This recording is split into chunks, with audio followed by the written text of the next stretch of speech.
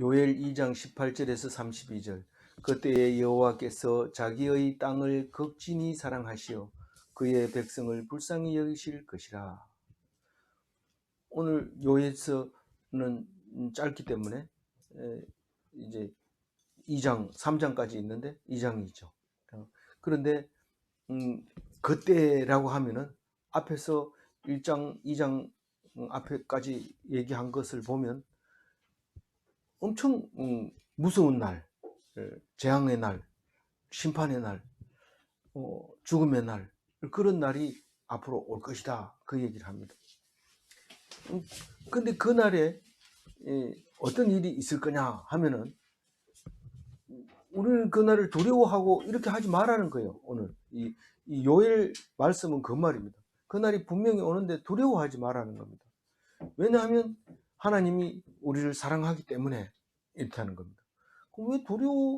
왜 사랑하면 두려워하는 마음, 그런 무서운 날을 주지 말아야지 왜 줍니까? 이러는데 한마디로 얘기해서 내가 한다는 것을 알게 하려고 하는 겁니다.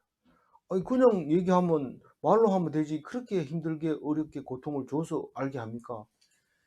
말로 해가지고 한두 번 얘기해서 들은 적이 없습니다. 이스라엘 백성은 목이 고든 사람이라서 어지간히 얘기해도 못 알아듣습니다.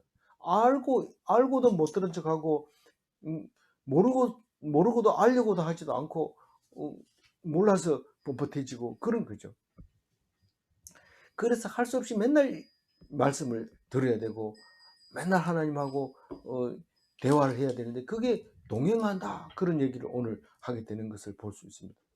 그래서 다들 그날이 온다 이러니까 전부 벌벌 떨고 그럼 착한 일 해야지 이렇게 할 때에 하나님의 백성은 그럴 필요 없다. 착한 일 안 해도 내가 너를 사랑하기 때문에 너희들을 살려주니까 그것을 믿기만 하고 그냥 편안하게 있으라, 그 얘기를 합니다. 그래도 뭐 그날이 오면은 뭐 준비를 좀 해야 되지 그냥 가만히 있으면 됩니까? 가만히 있으면 됩니다. 어린아이가 돌이 돼가지고 돌잔치 한다 이러니까 걱정이 돼가지고 내 돌잔치 하는데 어떻게 하면 좋겠는가, 무슨 떡을 해야 될까 이러고 걱정한다면 그 하나님 아버지가 기가 막힐 일이죠. 그건 네 일이 아니고 내 일이야. 그럼 나는 뭐 합니까? 그냥 니는 싱긋싱긋 웃기만 하고 희죽희죽 웃기만 하고 쌕쌕 웃기만 하면 돼. 그럴 수 있습니까? 근데 살아보면 그렇지 않습니다. 뭐 저절 제때 안 주죠. 기저귀 제때 안 갈아주죠. 춥지요. 막 옆에서 안 놀아주죠. 뭐 갑자기 뭐 이상한 어둠이 찾아오죠. 이런 뭐 애는 막 웁니다. 그러니까 그때 뭐 하나님 다 알고 있죠. 다 알고 있는데 왜 깜깜하게 하고 이러냐? 그러면 엄마를 찾으면 엄마가 가서 이렇게 불독해주고 노래도 불러주고 이렇게 하려고 그렇게 한 거죠. 만약에 그게 없고 모든 게 컨디션이 좋다면 엄마가 필요 없습니다. 뭐 옆집 아줌마가 왔다 가든지 뭐 누가 왔다 가든지 아무 상관없이 뭐 그냥 있습니다. 섹스에 웃습니까? 조건을 완벽하게 해주면 애가 안 웃습니다. 웃지를 않습니다. 그럼 언제 웃어요? 고통을 줬다가 그것을 해결할 때 너무 좋아서 섹스에 웃습니다. 그러니까 엄마가 이러니까 좋아하는구나. 그리고 그거를 알고 해주죠. 우리는 요엘서를 읽으면서 이 요엘이 하고자 하는 말이 무언가, 어제 참 중요한 얘기를 했습니다. 나팔을 불어라. 언제 부느냐? 우리가 병원할 때, 잘 먹고 잘 살 때, 알람을 울려라. 무기를 잡아라. 이런 뜻입니다. 전쟁이 일어난다. 이제 정신 차려라. 이런, 그때 말하면서 우리가 지금 이래 있어서 안 되겠구나 하는 것을, 이게 예수님이 오시기 830년 전에 있었던 일을 오늘처럼 기억하고 힘을 얻게 됐습니다. 그럼 오늘은 또 무슨 말씀을 하실까? 그날 우리가 기다리고 바라던 그날 그때가 오면 엄청 초상집처럼 울어야 되고 눈물을 흘려야 되는데 안 그러면 안 됩니까? 산다는데 왜 웁니까? 죽은 자를 위해서 우는 거죠. 죽은 자를 위해서. 그러니까 운다는 것은 살았다는 거고 울지 않는다는 것은 이미 죽었다는 겁니다. 그러니까 우리는 그날 울어야 되는 거예요. 우는 날이에요. 삼배 옷을 입고, 그리고 어떻게 합니까? 삼배 옷을 입고 곡을 해야죠. 곡을 해야죠. 그래서 그런 날이 이제 그때인데 하나님이 그때 나를 사랑한다는 겁니다. 불편하고 힘들 때 부모님의 사랑이 느껴지는 것과 마찬가지죠. 우리가 평안할 때는 하나님의 사랑을 느끼지 못합니다. 원래 그런 건 줄 알아요. 원래. 근데 얼마나 애써서 만들어 놓은 보금자리인데 원래 그렇다고 생각합니다. 내 쫓아보면 쫓겨나서 알게 되는 거죠. 그래서 하나님이 자기 땅을 극진히 사랑한다. 자기 땅이 누굽니까? 어디가 자기 땅입니까? 우리나라 말은 자기 땅 이러면 하나님 보고 자기 땅 이러면 굉장히 기분 나쁘게 생각할 사람도 있어요. 그건 하나님의 땅 이러든지 여호와의 땅 이래야지 왜 자기 땅이라고 얘기하냐 이런데, 이게 그 하나님의 땅을 이렇게 얘기하는데 우리가 높인다고 해서 하나님 높아지고 우리가 낮춘다고 해서 하나님 낮아지는 거 아닙니다. 그래도 높이는 것이 좋지만 그래도 우리는 막 쓰는 말을 쓰기도 합니다. 막 그렇게 합니다. 왜냐하면 그것이 우리나라 말하고 또 다르기 때문에 그런 거죠. 그 자기 땅을 지극히 극진히 사랑한다는 게, 자기 땅을 극진히 사랑하지 않는 사람이 어디 있습니까? 물론 있습니다. 뭐 몹쓸 땅은 저기 있어가지고 아주 골치 아프다. 아버지는 나에게 골치 덩어리만 물 줬다. 이게 자기 땅을 그렇게 놔두고 그렇게 얘기하는 사람도 있어요. 왜냐하면 농사 짓고 다른 사람들은 다 나가서 일하는데 맞이라고 땅을 줬더니 동생들은 행복하게 사는데 내 혼자 땅에 가서 이렇게 힘들게 하니까 아버지는 고생 덩어리만 나에게 물려줬다 이렇게 말하는데, 그렇게 말하면 또 그대로 되는 거죠. 네가 말한 대로, 네가 믿는 대로, 네가 기도한 대로 그렇게 된다는 거 우리 잘 알고 있기 때문에 그 뭐 신경 쓸 거 없어요. 막 왜 그러냐 이러고, 내가 토지를 한 평도 안 물려줬을 때 내가 얼마나 섭섭했는지 아느냐, 주니까 무슨 딴소리 하느냐 막 이러고 대들 필요 없어요. 그냥 놔두면 되는데, 여기서 자기 땅은 시온을 말하는 거죠. 시온, 예루살렘을 말하는 겁니다. 다른 말로 얘기해서 유대 땅을 말하는 겁니다. 언제 시온이고 언제 예루살렘이고 언제 유대입니까? 이스라엘은 어디 갔습니까? 이런데 이스라엘은 이미 기울어 가고 있고 지금 남은 것은 유대 땅만 남는데, 그 유대 땅이 남아 있는 이유가 예루살렘 때문에 그런 거예요. 말씀 때문에. 예루살렘은 어디입니까? 시온이죠. 시온이 뭡니까? 그게 피할 바위예요. 피할 바위, 시온이. 그래서 그게 말씀이에요. 나중에 말씀인 줄 알고 찾아보니까 무슨 말인지 못 알아듣겠고 글자도 무슨 안 배웠고 이러니까 할 수 없이 예수님이 오셔서 그 말씀이 나다 그러면서 육신이 돼서 만져보고 대화하고 사랑을 느끼고 능력을 보고 이렇게 하게 해주신 거죠. 어쨌든 1차적으로는 기업으로 주신 요단강 건너 땅, 그걸 말하고 있는 거죠. 그걸 사랑해서 그의 백성을 불쌍히 여긴다. 그 백성들이 불쌍하게 돼서 그 땅에 살면 그게 곧 하나님의 사랑의 표시인 거죠. 그래서 불쌍히 여기신다. 그것은 하나님이 긍휼하심이다. 하나님은 사랑이시다. 그런 말입니다. 하나님은 사랑이라고도 하고 하나님은 긍휼이라고도 하고 하나님은 불쌍히 여기시는 분이고 또 헤세드이기도 하고 그런 거죠. 하나님의 속성을 잘 알아야 돼요. 모르고 겁먹고 이렇게 하면 안 돼요. 19절을 읽어봅니다. 여호와께서 그들에게 응답하여 이르시기를 내가 너에게 곡식과 새 포도주와 기름을 주리니 너희가 이로 말미암아 흡족하리라. 내가 다시는 너희를 내 나라를 가운데서 욕을 당하지 않게 할 것이며. 이 기도도 안 하는데 응답합니까? 우리는 기도를 안 했는데도 하나님이 응답하십니다. 응답이라는 건 기도에 응답하는 거지 가만히 있는데도 응답합니까? 힘들고 어려우면 자기도 모르게 그냥 입에서 튀어나오는데 그걸 하나님은 기도로 생각하고 와서 응답하죠.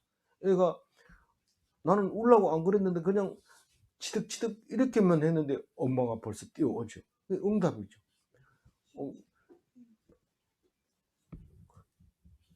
그래서 그러는 거죠. 그래서 뭐라고 하냐면 내가 너희에게 곡식과 새 포도주와 기름을 주리니, 이게 뭡니까? 메뚜기 때가 오면은 곡식이 하나도 없고 포도밭 하나도 없고 올리브 나무가 다 말라버리고 그렇게 되는 거죠. 그게 전쟁일 수도 있고 천재지변일 수도 있고 무엇일 수도 있지만은 군대가 와도 메뚜기 때처럼 보이고 메뚜기 떼가 와도 군대처럼 보이고 그런 그 환란의 날을 말하고 있는 겁니다. 정확하게 어딘지 얘기해 주면 좋겠어요. 정확하게 얘기해 주면 엉뚱한 짓을 합니다. 괜히 뭐 무당 짓을 하고 이런 짓을 하는 거예요. 그러니까 안 가르쳐 주는 거예요. 분명히 오는데 그날에 내가 너를 사랑한다. 근데 먹을 게 없느냐? 먹을 게 있다. 포도 이 기름 이런 올리브유를 거의 대부분 얘기해요. 거기서 감람유 말하는 거죠. 그렇게 이제 풍성하게 주시겠다. 풍성하게 주겠다. 풍성하게. 흡족하다는 게 풍성하다는 데. 내가 다시는 너희 나라들 가운데서 욕을 당하지 않게 할 것이며. 이 이스라엘 백성은 땅이 넓지 않기 때문에 이집트에서 난 곡식이라든가 또 좀 다른 유럽에서 나는 곡식들이 많이 나지 않습니다. 땅이 적으니까. 근데 욕을 당할 땐 제일 먼저 당합니다. 다시 말해서 전쟁이 일어나면 그게 전쟁터가 되고 또 평화가 오면 제일 먼저 맛있는 거 먹을 수 있습니다. 우리는 거지가 아무것도 못 먹을 것처럼 보여지지만 여러분 그렇지 않습니다. 거지는요 임금이 먹는 음식을 먹을 수 있어요. 우리는 서민들은 임금 음식이 뭘 먹는지 모르지만 거지는 다 압니다. 쓰레기통 두지면요 다 나옵니다. 그러니까 그거 먹으니까 우리하고 다르죠 음식. 그런데 그러한 그 이스라엘 백성이었다는 거죠. 그래서 나라들 가운데 욕을 당하지 않게 할 것이며 이 말은 뒤에 보면은요 이렇게 힘들고 어렵게 되는 다시 말해서 메뚜기 떼가 올 때 나를 괴롭히는 것이 멀리 있는 사람 북방에서 온 메뚜기 떼도 때가 있긴 하지만 그 사람들을 고자질하고 그 사람들을 더 힘들게 한 것이 이웃 나라 두로와 시돈이나 암몬이나 모압이나 에돔 이런 사람들이 괴롭혀서 그 사람들을 심판하는 이야기가 나옵니다. 우리가 살아가면서 어려움을 당할 때 가장 많이 누구하고 얘기합니까? 아내하고 얘기하죠. 당신이 그러니까 그렇지. 아니 당신이 그러면 그렇지. 이렇게 계속 일은 바깥에서 있는데 안에서 싸움이 일어납니다. 그럴 때 이 가장 어렵게 하는 때 그 이웃에서 했다는 사실을 알게 됩니다. 어쨌든 너희가 나라들 가운데 욕을 당하지 않게 할 것이며 이 말은 이웃 중에서도 권위를 찾을 수 있는 것이고 이웃들 중에서도 영광을 얻을 것이라고 얘기하고 있는 겁니다. 욕이라는 것은 반대로 영광입니다. 하나님을 믿음으로 말미암아 권위를 찾는 것을 그것을 영광이라고 말하죠. 그래서 하나님이 나를 영광스럽게 해주셨다. 내 한 일은 다 하나님의 영광이다. 이렇게 말할 수 있는 것이죠. 그 얘기를 지금 너희가 나라들 가운데 욕을 당하지 않게 할 것이며 하나님 나라를 말하는 겁니다. 제사장 나라요. 이제 제사장 얘기를 할 거니까요. 20절 읽어봅니다. 내가 북쪽 군대를 너희에게서 멀리 떠나게 하여 메마르고 적막한 땅으로 쫓아내리니 그 앞에 부대는 동해로 그 뒤에 부대는 서해로 들어갈 것이라. 상한 냄새가 일어나고 악취가 오르니 이는 큰 일을 행하였음이니라 하십니다. 네. 그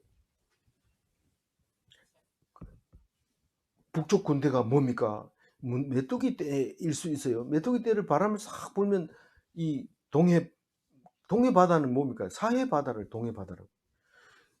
뭐 갈릴리 바다도 동해 바다라고 말할 수 있고 그렇지만 주로 보통 이제 그냥 사해 바다는 지금 소금물이 짜서 사해로 됐지만 사실 얼마 전까지만 해도 그게 고기가 있었고 고기 잡는 그림이 그려져 있는 걸 보면 분명히 고기를 잡았던 거죠.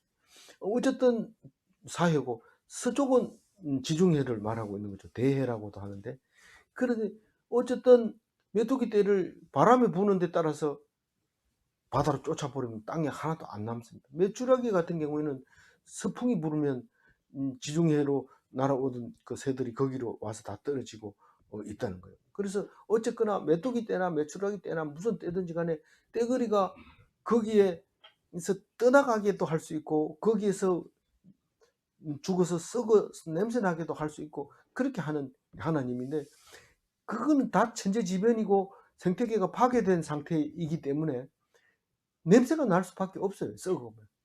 근데 그럼 뭐 그게 아니고 북쪽에서 온 바벨론 군대면 어떻습니까? 바벨론 군대가 와도 냄새 납니다. 막 그냥 함부로 음식을 버리기도 하고 사람을 죽여서 시체를 버리기도 하고 그래서 온데 냄새가 납니다. 이 냄새가 안 난다는 것은 아주 정리정돈이 됐다는 겁니다. 어디에 딱 들어갔을 때 냄새를 딱 알아보면 아 이거 미리 준비했구나. 냄새가 희귀하면 이거는 뭐 지금 뭐 정리가 안 됐구나 이렇게 생각하면 됩니다. 그래서 똑같이 하룻밤 자는데 왜 호텔에는 냄새가 좋은 냄새가 나고 다른 데는 뭐 이상한 냄새가 납니까? 값이 싸니까요. 값이 싸니까 청소를 좀 게을리하고 이러면 싼 값에서 그냥 여인숙 빈대 있는 데서 제가 결혼하기 하루 전날에 일주일 전에 빈대 있는 집에서 분천 그 역에서 자다가 빈대 깨물려 가지고 반창고 붙이고 결혼시켰는 거 아닙니까? 예. 그러니까 값 싼 데 들어가면 다 그럴 수밖에 없어요. 근데 호텔에 들어가면 냄새부터 탁 다르죠. 그래서 이 악취가 나는 것은 그 하나님께서 상황이 아주 나쁘게 만들었다. 이제 그런 말을 하고 있습니다. 21절 읽어봅니다. 땅이여 두려워하지 말고 기뻐하며 즐거워할지어다. 여호와께서 큰 일을 행하셨음이로다. 이 땅이여 이럴 때는 느낌이 팍 오는데 이것은 자기 땅을 말하는 거예요. 자기 땅. 뭐 이스라엘 백성을 말하고 있는 거예요. 이스라엘 백성은 두려워하면 안 돼요. 두렵지요. 그날은 뭐 초상 치려야 되고 두렵죠. 그렇지만 기뻐하고 즐거워해. 너는 살아남았기 때문에. 아니 남 죽었는데 어떻게 기뻐하고 즐거워해요? 남도 같이 살아야 기뻐하고 즐거워. 같이 살면 기뻐하고 즐거워할 것 같으냐? 맨날 지지고 볶고 싸우고 내 그 싸우는 소리 듣기 싫어 죽겠다 아주. 근데 그 원수들을 다 이기고 살아남으면 뭐 기뻐하고 즐거워해.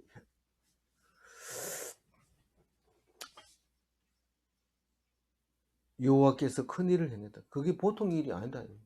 하나님의 기업의 땅에서. 그 왜 그런 일을 하게 합니까? 내가 있는 것을 알게 하려고 그렇게 하는 거예요. 알았으니까 좀 고쳐주세요. 내가 한두 번 속는 게 아니다. 더 고생해야 된다. 그런 말을 한다고 얘기를 해요. 들었다고 얘기를 해요. 어떤 사람이. 22절 읽어봅니다. 징그라 두려워하지 말지어다. 돌에 풀이 싹이 나며 그 나무가 열매를 맺으며 무화과 나무와 포도나무가 다 힘을 내는도다. 그래서 우리는 앞에 거를 읽으면 그날이 오면은 갑자기 먹을 것이 막 생기고 기름이 생기고 포도주가 막 옆에 막 와 있고 풍성해지고 이런 걸로 생각하는데 자꾸 읽어보면 아 이게 시간이 필요한 것 같아요. 이게 시간이 딱 걸려서 반드시 이 나무가 열리고 들짐승들이 새끼를 많이 낳고 풀에 싹이 나고 무화과 나무, 포도나무가 다 힘을 내 나무가 뭐 지까지게 힘을 쓰면 뭐 어떻게 하겠어요? 딱 보면 힘차게 올라옵니다. 잎사귀를 팍팍 잎사귀를 풍길 때요 그 슬로우 비디오로 찍어도 촬영해도 탁탁 터집니다. 이 꽃잎이 터지고 힘있게 자라죠. 그럼 그 표현이 어디 있어요? 스프링이라고 하는 게 봄이라는 뜻이거든요. 스프링이라는 게 봄인데 스프링이라는 일반적으로 쓰는 말은 뭡니까? 이렇게 튀어오르는 걸 스프링이라고 해요. 근데 왜 스프링이라는 말을 봄에다 썼어요? 덜에 딱 나가니까 갑자기 밑에서 뿅뿅뿅 하고 이렇게 올라오는 거예요. 그게 싹이 올라오는 모습인데 얼마나 힘차게 올라옵니까? 그래서 그거를 나무들이 힘을 내는 도다 이렇게 표현한 거죠. 그래서 성경을 안 읽어본 사람은 시를 써도 뭐 좀 이상하게 쓰지만 이 성경을 많이 읽어본 사람은 시를 써도 딱 들어오면 팍팍 느낌이 옵니다. 그렇게 오니까 걱정하지 마라. 그날이 온다고 너무 걱정하지 마라. 걱정하지 마라가 아니고 두려워하지 말고 기뻐하고 즐거워하라 이 말이죠. 그래서 우리는 또 경상도 말은 단어가 좀 짧아가지고 성경 말고 얘기해보라 이러면 말이 별로 할 거 없어요. 그냥 뭐 이쁘다 이런 소리 한번 해도 되는데 그런 말을 잘 안 쓰니까 그냥 자자 이렇게 그래 얘기하는데 그 성경 자꾸 읽어보면 말이 많아져요. 그래서 예수쟁이들은 시끄러워. 23절 읽어봅니다. 시온의 자녀들아 너희는 너희 하나님 여호와로 말미암아 기뻐하며 즐거워할지어다. 그가 너희를 위하여 비를 내리시되 이른 비를 너희에게 적당하게 해주시니 이른 비와 늦은 비가 예전과 같을 것이라. 이 보세요. 이 시온의 자녀들아 이 말은 예루살렘에 사는 사람들 보고 얘기하는가 보다 이래 생각하지만, 만약에 그걸 그렇게 읽은다면 우리는 읽은 게 별로 힘만 들고 어렵기만 하고 그래요. 시온의 자녀들은 지금까지 묵상한 것처럼 시온 말씀을 붙들고 묵상하는 자들아 이렇게 읽으면 돼요. 그럼 누구 보고 얘기한 거예요? 지금 현재 나보고 얘기하는 거예요. 그래서 딱 읽으면 정신 바짝 들고 뭐라 하는지 보자 이렇게 읽어야 되죠. 너희가 너희 하나님 여호와로 말미암아 기뻐하고 즐거워할지어다. 아니 예수 믿는 사람이 예수 말고는 뭐가 기쁜 게 있어요? 성경 읽는 사람이 하나님 말씀 말고는 뭐가 기쁜 게 있어요? 하나님 말씀이 이해되지고 하나님 말씀이 들려지고 하나님 말씀이 위로를 줄 때 그것은 기뻐하고 즐거워할 수밖에 없는 거 아닙니까? 그렇게 얘기하고 있는 거예요. 즐거워하고 기뻐하라. 아니 하나님 말씀 안 해도 기뻐하고 즐거워할 거예요. 이랬는데 이렇게 하니까 생각이 나지. 안 그러면 뭐 돈 얘기하면서 이 돈 걱정하고 저 돈 걱정하고 막 이렇게. 근데 그런 걱정하지 말고 그냥 말씀으로 기뻐하고 즐거워해라. 그가 너희를 위하여 비를 내리시되 이른 비를 너희에게 적당히 주시리니 이른 비와 늦은 비가 예전과 같을 것이라. 뭐 좋은 거 줄게 이러면 좋은 거 다 필요 없고 비는 좀 내려주세요. 비가 안 와가지고 지금 보리가 안 익고 내년에는 굶어야 됩니까? 이럴 때 좋은 게 그럼 비구나. 비를 딱 내려주는데 이런 비는 이게 가을에 오는 비예요. 가을비. 이 보리는 가을에 심기 때문에 이 가을비가 이른 비예요. 봄에 내린 비가 늦은 비고, 또 실제로 이 히브리인들은 그 7월 1일이 새해라고 생각해요. 그러니까 이제 수장절에 들어가기 전에 이제 그때 해가 바뀐다고 생각한 거예요. 그래서 농사를 잘 지으면 그 해가 바뀌었다고 생각하고 추수감사절에 해당되는 그 절기에 그렇게 기쁘게 8일 동안 즐겁게 행사를 하잖아요.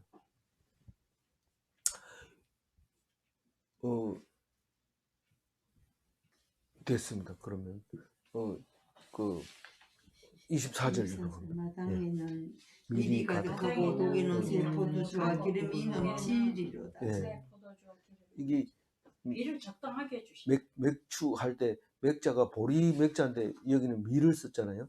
근데 사실은 밀가루가 훨씬 더 맛있고 부추기 부쳐도 맛있죠. 보리가루로 부추기 부쳐놓으면 맛이 없어요. 그러니까 그냥 풍성한 음식 이런 밀.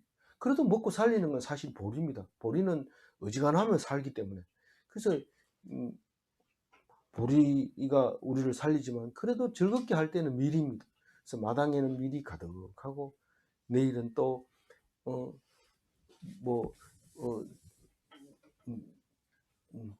무슨 부치개를 부쳐 먹을까 이러면서 연구하는 게 있죠. 그게 풍성한 삶의 모습입니다.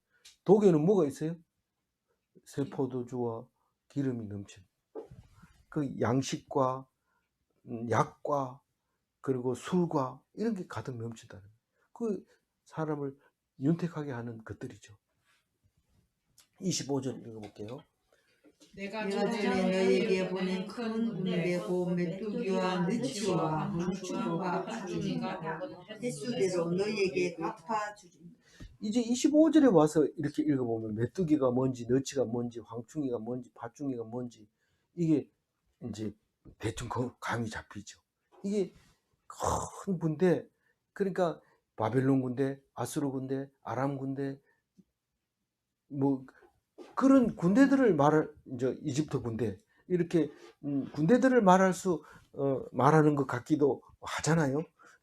그래서 이 메뚜기가 그 탈바꿈하는 그런 것으로 네 가지를 쓸 수도 있고 내 지역의 큰 군대를 생각할 수도 있고 실제로 그런 거죠. 메뚜기 종류에 따라서 또 그렇게 썼을 수도 있고. 그러나 성경은 똑부러지게 말하면 그건 성경이 아닙니다. 왜냐하면 예언의 말씀은 항상 이루어지게 하려면 사람마다 경우수가 다르게 보이기 때문에 그렇게 쓸 수가 없습니다. 그래서 우리는 이것을 25절 말은 다른 거 다 필요 없고 손해보는 거 하나님 다 보상해 준다. 우리말로 우리 경상도 말로 하나면 손해본 거 다 갚아준대. 이 얘기가 25절 말이지 메뚜기가 뭔지 너치가 뭔지 황충이 뭔지 이거 몰라도 다 얘기하는 거죠. 그래서 25절부터는 하나님의 말씀인데 3장 8절까지 하나님 말씀이 이어집니다. 이어지는데 이 앞에 거는 지금 요엘이 말하고 있는 거고 25절부터는 하나님 말씀하는 것처럼 요엘이 쓴 거죠. 그래서 내가 전에 너희에게 보낸 큰 군대 뭔지 앞에서 읽었으니까 알죠. 그 네 가지 군대를 보냈는데 손해보고 내가 갚아줄게. 그 사람들이 3년 동안 너희들을 골탕 먹였으면 3년 동안 내가 풍성하게 해줄게. 그렇게 갚아준다는 거예요. 하나님을 의지하다가 손해본 걸 말하는 거지. 어제 내가 사업했는데 실패했는 거 왜 안 갚아줍니까? 이렇게 하는 거는 이게 해당 안 되는 겁니다. 25절에. 자력으로 손해를 보지 않으려고 애를 쓰는 사람은 그냥 내버려 두는데 그건 다 썩어버리고 곰팡이가 먹어버리고 동록이 녹을 슬게 만들어버리고 안 된다는 거예요. 소용없다는 거예요. 근데 메뚜기 떼가 왔거나 바벨론 군대가 왔거나 어떤 손해든지 하나님을 바라보고 하나님을 믿고 당한 손실은 다 보상해준다. 그 말을 25절에 그렇게 하는데 그렇게 읽으시면 좋겠습니다. 26절 읽어봅니다. 너희는 먹되 풍족히 먹고 너희에게 놀라운 일을 행하신 너희 하나님 여호와의 이름을 찬송할 것이라. 내 백성이 영원히 수치를 당하지 아니하리라. 네가 할 일은 그냥 시컷 먹어. 배가 불룩 나오도록. 그리고 옹알이 해. 이게 엄마가 바라는 아이의 모습이죠. 풍족히 먹어요. 내가 내일 먹을 저지 없으면 어떡합니까? 이것만 먹고 다이어트 할게요. 이러면은 좋아하겠어요, 엄마가. 시컷 먹어. 이래가지고 물이 저지 철철 넘쳐가지고 애가 안 먹을 때까지 그냥 풍족히 먹이지. 종선 키울 때 저지 얼마나 헌해가지고 막 시커멓고 남았어요. 그것도 버리지 않으려고 애를 많이 썼죠. 그래서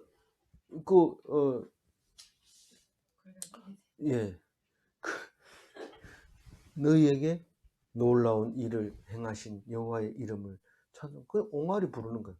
옹알 하는 것은 엄마 저절 많이 줘서 고마워요. 이렇게 하는 게 찬송이죠. 찬송하라 그러면 인상 쓰고 막 찬송하는데 기분 나쁜 사람이 교회로 싹 들어오면 막 인상 팍 쓰면서 이렇게 하면 안 되죠. 하나님이 주신 것을 모든 것을 감사해요. 내가 저 사람을 통해서 그렇게 은혜로웠는데 하나님 그것도 몰랐습니다. 찬송 속에 가사에 그게 나오니까 어쩔 수 없이 기뻐할 수밖에 없어요. 찬송은 기분 나쁜 찬송이 하나도 없습니다. 다 은혜가 되고 기분 나쁜 사람도 찬송 부르면 갑자기 좋아지고 이렇게 하기 때문에 내가 할 일은 어떻게 해요? 잘 먹고 찬송하고 또 뭡니까? 중요한 것은 끝에 있어요. 내 백성이 영원히 수치를 당하지 아니하리로다. 이게 무슨 말입니까? 영광이 하나님께 있다는 거예요. 그 영광스러운 거예요. 다른 사람은 굶어도 나는 먹고 사는 거예요. 그게 이스라엘 백성에게 첫 번째로 주는 특별한 은총이죠. 누구에게나 주는 게 아니라 특별히 주는 은총이죠. 겉으로 보기엔 똑같을 것 같지만 27절 읽어봅니다. 그런즉 내가 이스라엘 가운데 있어 너희 하나님 여호와가 되고 다른 이가 없는 줄을 너희가 알 것이라. 내 백성이 영원히 수치를 당하지 아니하리라. 영원히 수치를 당하지 아니하리로다. 이 말을 몰라가지고 또 얘기하고 또 얘기하는데 정신 차리고 들어야 돼요. 영원히 수치를 당하지 아니하리로다가 뭡니까? 하나님께 영광이 있습니다. 이 영광이 그러니까 부끄럽지 않죠.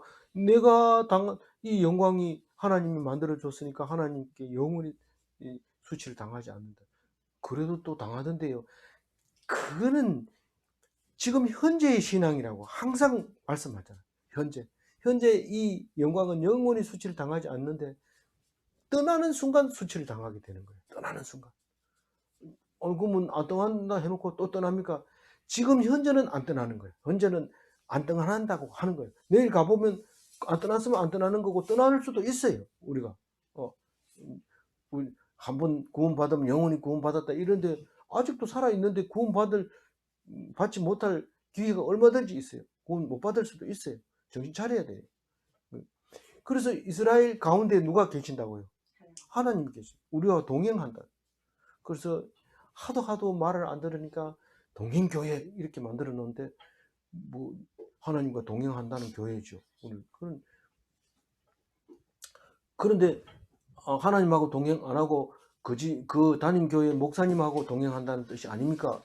그런 건 없어요. 다른 이는 없는 줄 너희가 알 것이라. 다른 일은 없어요. 오직 하나님만 우리와 함께 하셔요. 마누라도 옆에 자다가 어떤 데는 안 잘 때도 있고 이렇기 때문에 할 수 있는 것은 하나님밖에, 같이 동행하는 것은 하나님밖에 없어요. 내 백성이 영원히 어떻게 한다고요? 수치를 당하지 아니하리로다. 유익신이고 영원한 영광이고, 결국은 이게 무슨 말입니까? 무슨 말입니까? 자꾸 물으니까 할 수 없이 예수님이 와서 그게 바로 나다. 내가 하나님이다. 이러면서 보여주실 때 그것을 귀담아 들어서 알아야 돼요. 28절 읽어봅니다. 그 후에 내가 내 영을 만민에게 부어주리니 너희 너희 자녀들이 자녀들이 장래일을 장래일을 말할 말할 것이며 것이며 너희 너희 늙은이는 늙은이는 꿈을 꾸며 너희 너희 젊은이는 젊은이는 이성을 이성을 볼 것이며. 우리가 뭐 성경을 읽다가 제사장은 무슨 제사를 드리고 무슨 번제를 드리고 뭐 소제를 드리고 이렇게 얘기할 때 안 읽어요. 이거 왜 안 읽나? 내가 제사장입니까? 그거 왜 읽어야 됩니까? 우리는 제사장, 만민 제사장. 참 하도 못 알아들으니까 만민 제사장은 다 알 거예요. 누구든지. 개신교 사람들은 만민 제사장 다 압니다. 원래 신학교에 가서 배우는 건데 다 압니다. 거의. 모든 사람에게 하나님의 영을 부어주면 세 가지를 합니다. 장래 일을 말하고 꿈을 꾸고 이상을 본다는 거예요. 그 장래 일을 말한다, 예언한다는 거예요. 다른 분들이 얘기할 때 대언한다, 설교하는 걸 대언한다, 하나님 말씀을 대언한다 이런 말을 쓰시는 분들도 있는데 그게 예언입니다. 그래서 뭐 하지 말고 예언하라고? 방언하려고 애쓰지 말고 예언하기를 애쓰라 이렇게 얘기하죠. 방언이 나쁘다는 게 아니라 방언보다는 예언이 낫다. 왜냐하면 방언은 못 알아듣는 사람이 있으니까요. 번역을 해줘야 되기 때문에 통역하는 사람이 있으면 몰라도 없으면 차라리 예언을 해라 이렇게 얘기한다. 이 예언이 이 성경을 가지고 말씀하는 거예요. 그게 여기서 장래의 일을 말하는 것입니다. 어떻게 그게 장래의 일을 말하는 거냐? 요엘이 지금 장래의 일을 말하고 있는 거예요. 예언하고 있는 거예요. 우리가 지금 너 그러다가 앞으로 거지 될 거야 이러면은 그게 예언이에요. 그러면 예언대로 말한 대로 되니까 아버지 그렇게 말하지 마세요 이렇게 얘기할 때 우리가 하나님 앞에 옷을 찢지 말고 마음을 찢으면 그 예언이 돌아서서 혹시, 반드시 그런 건 아닙니다, 혹시 돌아서서 풍성하게 해줄지 어떻게 아느냐 그 얘기잖아요. 그 요엘서가 말하고 있는 게 놀라운 말씀을 하고 있는 겁니다. 반드시 해준다면 어떤 일이 생겨요? 겉으로 자꾸 하고 왜 안 해줍니까? 계속 그 얘기만 합니다. 그런 게 아니에요. 네가 지금 돌아서면 혹시 니를 축복해 줄지 모른다. 그렇게 혹시는 안 돼요. 난 확실해야 해요. 이런데 세상에 확실한 건 없습니다. 그것은 굳센 의지지 불신이라고 생각하면 안 되는 것이죠. 굉장히 중요한 말씀이었던 것이죠. 어제 말씀이. 그래서 예언하고 또 꿈을 꾼다. 사실 이 원어는 꿈 말고 다르게 번역할 수 있는 것은 없습니다. 그렇지만 우리는 꿈은 도대체 뭔가? 드림이잖아요. 소망이잖아요. 우리가 하고 싶은 거잖아요. 그거를 말하는 거예요. 아니 늙으니까 무슨 꿈을 꾸고 이제 갈 때가 다 됐는데 꿈 그만 꾸고 자요. 근데 꿈 꾸고 부쩍 눈을 떴는데 눈 떴다고 또 뭐라고 그래요. 이 늙은이는 할 일이 없기 때문에 눈 감고 있는 게 제일 잘한 겁니다. 조용하게 누워 있는 게. 운동한다고 하다 다치기도 하고 발을 삐기도 하고 특히 집을 못 나가라 하는데 방 안에서 이게 낙상 사고를 일으켜서 병원에 입원하고 이렇게 합니다. 그래서 우리는 그 길을 막을 길이 없어요. 그래서 늙으니 이러면 아무것도 안 하고 심지어는 뭐 방에서 누우나 산에서 누우나 똑같다 이런 얘기를 하는데 이게 지금 이 늙은이가 꿈을 꾸는 거예요. 늙은이가 꿈을 꾸면 소망이 있는 거예요. 내가 꿈을 꿨는데 3,000명 모이는 교회에 가가지고 설교를 했잖니 막 이런 꿈을 막 꾸는데 벌떡벌떡 일어난 그런 꿈을 꿀 수도 있어요. 늙은이들이 그런 꿈을 꾼다면 그건 참 하나님의 영을 받은 거죠. 그리고 젊은이는 뭘 본다? 이상을 볼 것이며,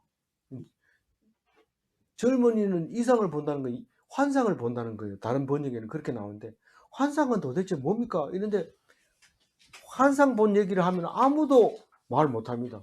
왜냐하면 그런 경험도 없고 그런 게 있을 수 없기 때문에 오직 유일하게 자기 혼자만 꾸는 게 그게 환상입니다. 내가 어제 환상을 봤는데 이러면 사람들이 다 듣습니다.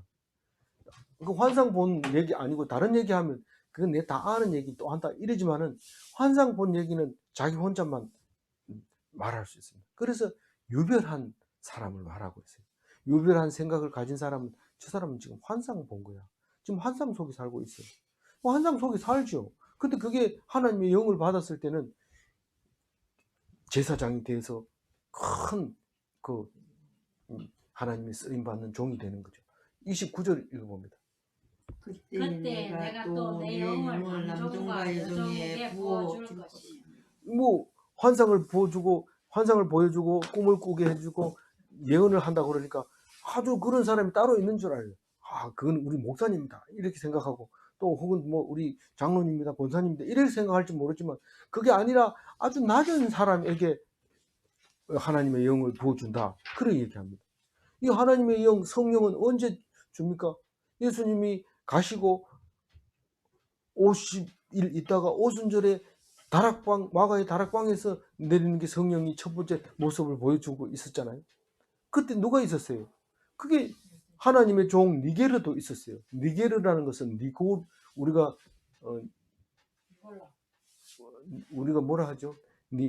니그로라고 하잖아요. 니그로 흑인을 니그로라고 하는데 니게르라고 하는 종이 있었는데 그 흑인들 십자가를 지고 사람의 아들.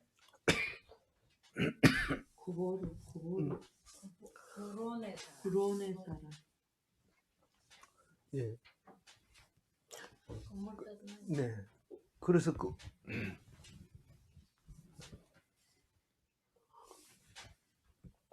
성령을 누구에게 부어준다고요?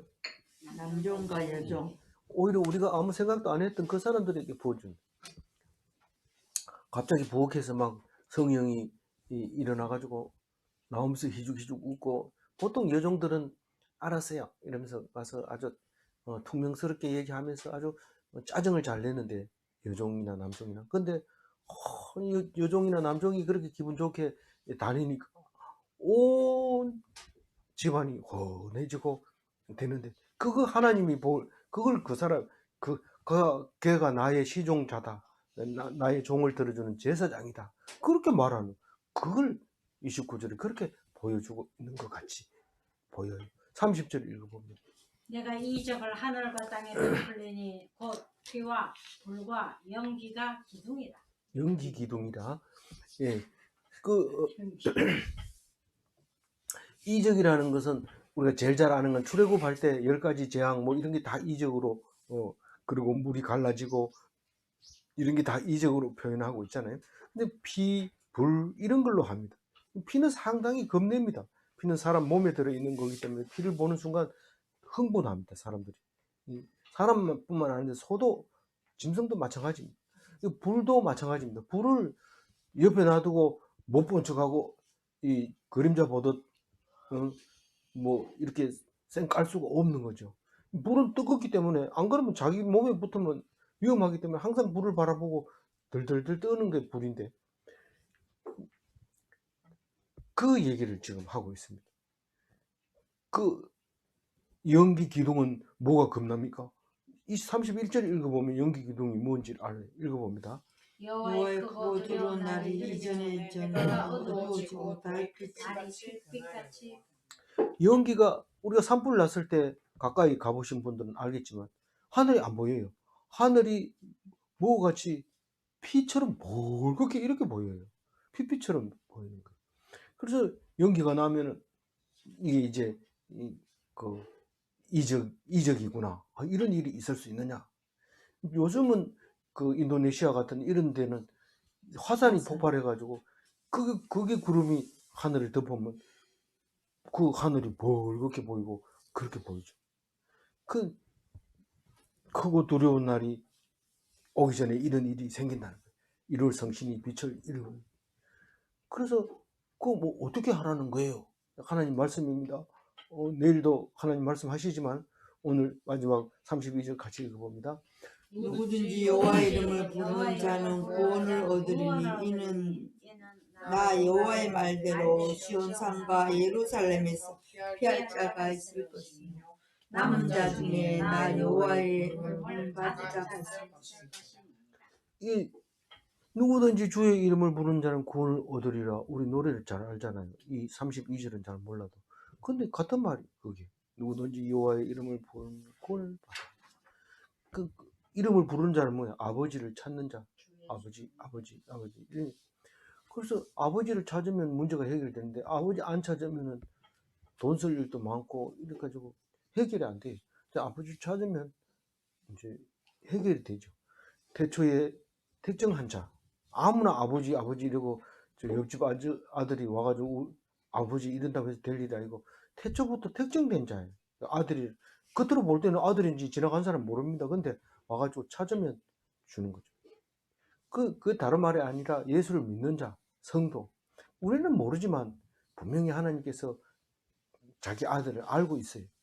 그리고 그 주 이름을 부르는 자가 시온산 예루살렘으로 피하는 자를 그렇게 해요. 여호와의 이름을 부르는 자, 다른 말로 얘기하면 시온산과 예루살렘에서 피하는 자, 유대인들 말하는 거예요. 그 북이스라엘 말고 남유다 사람들. 이 요엘이 여기서 보면은 남유다 사람일 가능성이 있어요. 뭐 남유다, 북이스라엘 이렇게 표현하지는 않지만 쓰는 내용을 보면 다 남유다를 했어요. 그래 남유다 선지자면서 제일 먼저 예언한 사람이고 사람이다 이렇게 이제 머릿속에 넣어놓으면 나중에 다른 거 읽을 때 도움이 돼요. 그 다음에 이 말씀을 잡은 자가 시온산 예루살렘으로 피하는 자다. 남은 자는 뭘까요? 남은 자는 거룩히 구별된 자예요. 겉으로 보기에는 말씀을 잡은 자 같이 보이지만 거룩히 구별된 자만 남는 거예요. 그러니까 버린 돌이에요. 일반 사람들이 버린 돌, 전문가가 버린 돌이 모퉁이 돌이 되는 거예요. 이 유식하다고 생각하는 사람에게는 걸림돌이 돼요. 이 사람이 지금 말하는 것이 우리 교리에 맞느냐 이러고 칼을 갖다 대고 잣대를 갖다 대고 이렇게 하는 게 그게 모퉁이 돌이에요. 버린 돌이에요. 이건 이단이다 하고 버렸는데 그것이 구원을 얻을 수도 있다는 겁니다. 제가 이단을 지지하는 건 아니고 그렇게 말할 수 있다는 겁니다. 피할 자가 있을 것임이요. 꼭 있다는 거 아니고 있을 것임이요. 남은 자 중에 나 여호와의 부르심을 받을 자가 있을 것입니다. 이게 이제 남은 자 사상인데 그 남은 자, 부름을 받은 자가 하나님이 예정자, 콜링, 사명자를 말하는 겁니다. 그 사명자는 반드시 있을 것이라고 하나님이 말씀하십니다. 오늘 29절의 말씀을 한 번 더 읽고 마무리합니다. 그때에 내가 내 영을 남종과 여종에게 부어줄 것이며 이 우리가 잔머리를 쓰면 종으로서는 아무 일도 할 수 없다고 생각하고 머리를 씁니다. 이렇게 해야지 저렇게 해야지 이렇게 하지만 그렇게 머리를 써서 자기 자력으로 일어나려고 하는 사람은 결국 죽습니다. 그런데 주의 이름을 부르는 자는 구원을 얻습니다. 하나님 아버지의 이름을 불러서 죽지 않고 구원 얻는 성도 되시기 바랍니다. 기도하겠습니다. 하나님 감사합니다. 너무 짧아서 너무 한쪽 구석에 있어서 잘 읽지 않은 요엘서를 읽게 하여 주셔서 감사합니다. 말씀은 인용했지만은 많이 인용하지만 요엘에 쓴 이 말씀을 한 절 한 절 묵상하게 해주셔서 감사합니다.